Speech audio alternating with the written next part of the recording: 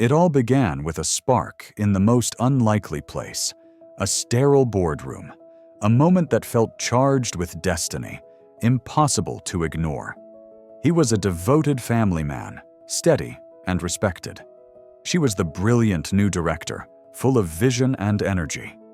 When their eyes met, the connection felt almost cosmic, as if the universe had scripted it. But what followed wasn't a fairy tale. It was an affair that tore through lives like a storm, shattering careers, breaking families, and leaving behind a trail of heartbreak and regret. So, was it really destiny? Or were there unseen forces at play, spiritual currents, karmic debts, elemental imbalances that neither of them understood? In this video, we're going beyond the surface drama of a workplace affair. We'll explore the story of Daniel and Maria, not to judge, but to uncover the deeper mechanics behind these intense, destructive attractions. We'll look at concepts like karmic lessons, soul contracts, and elemental clashes, ideas that some spiritual traditions use to explain why a connection that feels so right can lead to so much chaos. My hope is that by the end, you'll have a new lens for understanding these situations, not just as scandals, but as catalysts for growth and meaning, even in the midst of suffering. Let's begin with the story. Daniel was a man who had built his life on stability. A senior manager at a thriving firm, a husband for 15 years, and a father of 2. His world was a carefully constructed framework of responsibility and predictability. But beneath that polished surface, a quiet emptiness had begun to take root. His marriage had settled into a rhythm, comfortable, yes, but passionless. And the weight of being the dependable provider left him feeling invisible, his own needs and desires tucked away in the shadows. Then came Maria. She joined the company as the new director, dynamic, insightful, and radiating an energy that seemed to light up every room she entered. She was married too, but her relationship had become more about logistics than love. So she poured all her unspent creative energy into her demanding job, trying to fill the void. Their first meeting was electric. It wasn't just professional. It felt strangely familiar, like picking up a conversation they'd started long ago. Their roles required them to work closely, and soon, work emails turned into late-night exchanges. Deadlines gave way to compliments. "Hope you're not working too late," one would write. "You were brilliant in the meeting today," the other would reply. And just like that, the erosion of boundaries began, slow, subtle, almost innocent. At first, it was emotional intimacy, a safe harbor where they felt seen and understood in ways they hadn't for years. They weren't searching for an affair. They were searching for validation, for a reflection of the parts of themselves that had gone quiet. The workplace, with its shared pressures and private moments, became the perfect soil for this connection to grow. They called it destiny. It felt magnetic, irresistible. Like fighting it would be wrong. And so, the affair became inevitable. For a brief moment, it felt like they had found the missing pieces of their souls. But what they believed was destiny was really a collision course with reality. And the wreckage? Far more devastating than either of them could have imagined. So what was really happening here? Was this just a tragic love story, or something far more complex? To find out, we need to look beyond what we can see and step into what some spiritual traditions call the unseen architecture of our lives.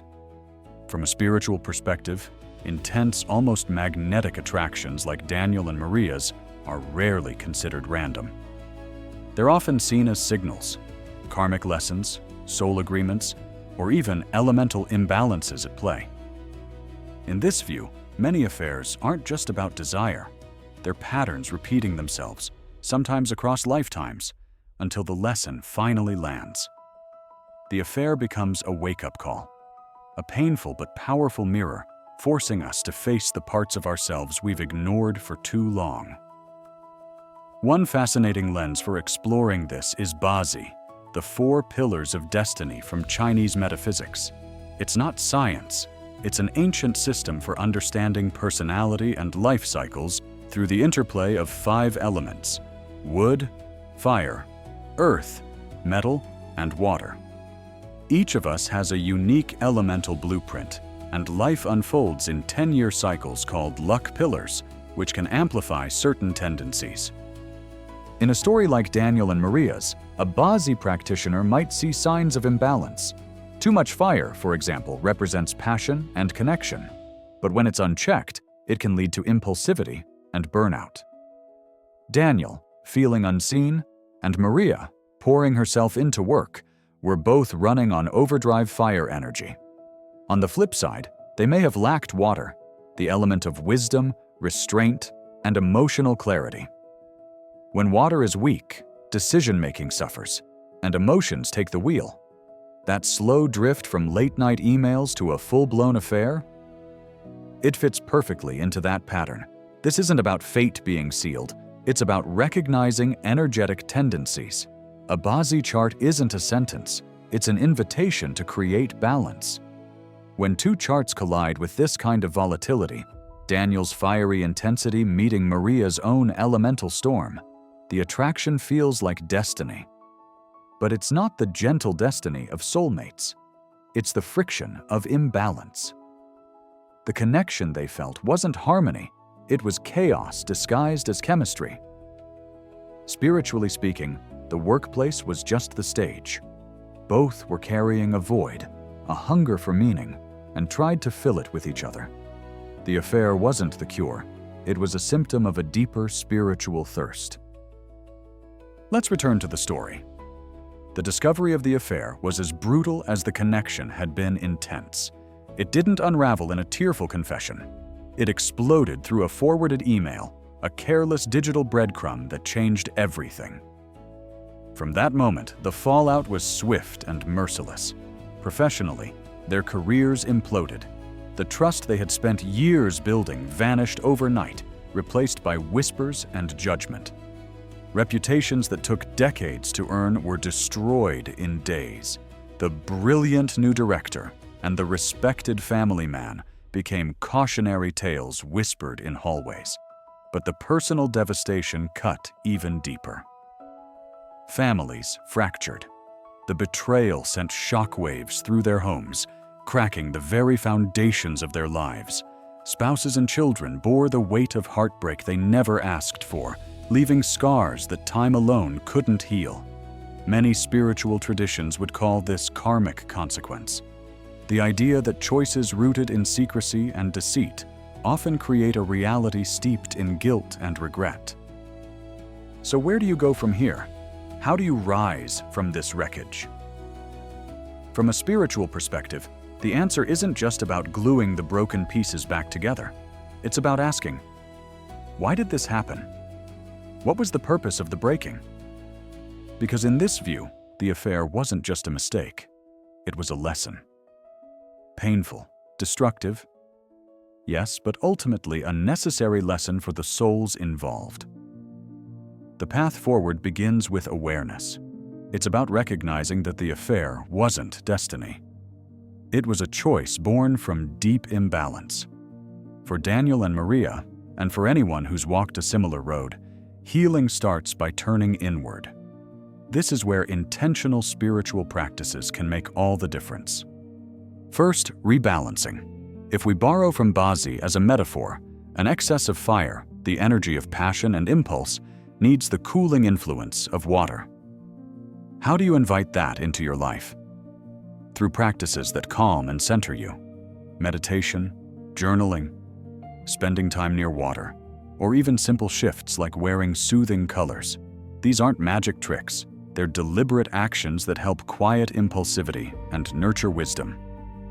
Second, cultivating an inner life. Affairs often happen because we're searching for fulfillment outside ourselves. Building a rich inner world through prayer, reflection, or creative expression creates resilience. It fills the spiritual void from the inside out, reducing that desperate need for external validation that makes us so vulnerable. Finally, accountability and forgiveness. This means owning the pain caused without excuses or blame. It's about honest conversations, not to justify, but to understand.